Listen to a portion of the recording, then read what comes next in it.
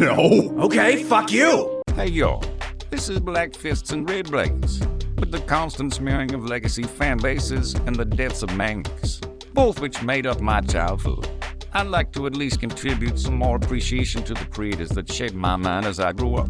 For starters, R.I.P. Curatorium once more. To begin with, let's talk about Tartakovsky and his work influencing me. The oldest of his shows I can remember was Dexter's Laboratory, a fun series about a genius child trying to experiment while his older sister comes in and destroys his work. The show was always a fun romp with the antics leading to Dexter nearly achieving his goal but taking away just to the last moment. He gets crazier with another antagonist coming from Mandark, who's more of an edgelord. Then there are the heroes, villains, and even Mummy, who came into the picture making the insane world of Dexter. Then there are the Powerpuff Girls. If there ever was a show for girls and boys, this would be one of the best blends for a young audience. Young girls who like cute things also like punching monsters was a fun idea, as each show had a different challenge or task for them to face, with the most interesting ones being about what trials they had to face that you couldn't punch.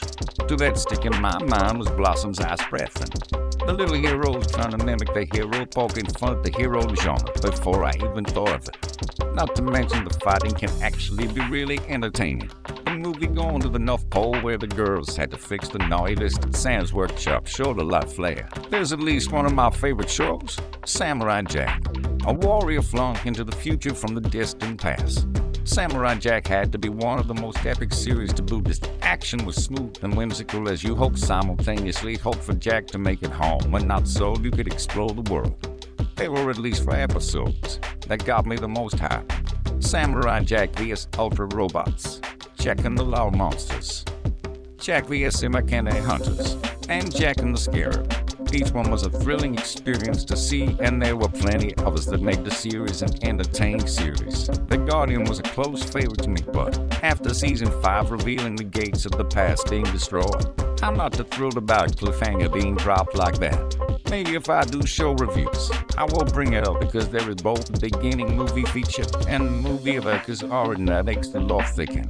With so much representation of fairy tales and other cultures, it leaves the imagination wandering.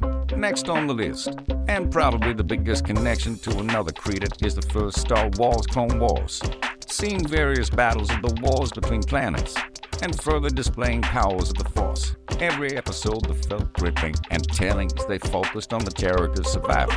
I love how they implemented the politics, showing how the Senate and Palpatine grew in power. Though as of it didn't exist yet, we still had other badass women in the show like the Sad Ventress and Shakti. Both had some of the greater battles, and even tied the end of the series into the movies, making Clone Wars become the first ones I've seen to have a show tie-in for movies instead of that all the way around.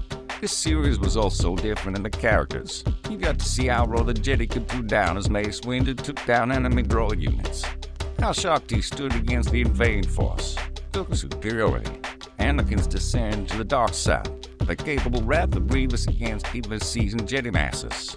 I can't say I didn't like the other Clone Wars, but this was first that made me a real big Star Wars fan, and an appreciation of both the series and Tartakovsky's work. I have seen some of his movies, and I need to finish both Primal and Unicorn Warriors Eternal, but those were the ones that gave me the greatest influence. And will continue learning how to animate, and as I do so, I definitely will be studying Tartakovsky along with a few others to see where things go. Either way, much appreciation to one of the great animators making a mark on entertainment. This is Black Fists and Red Blades signing out. Have a good one, y'all.